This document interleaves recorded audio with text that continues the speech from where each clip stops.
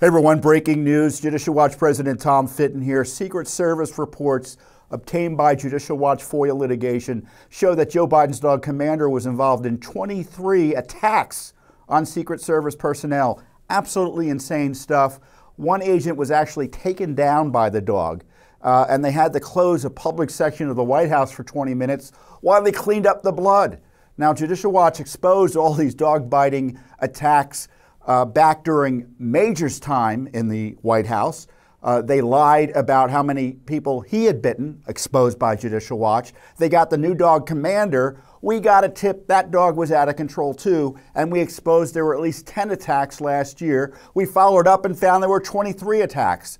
I don't know about you, but I think it's outrageous the Secret Service wasn't protecting its personnel by hiding these attacks on behalf of the Biden administration. And I don't know what's going on in terms of craziness over at the Biden White House with Joe and Jill allowing their dog 25 times, 24 times, 23 times to attack Secret Service personnel that are protecting their lives.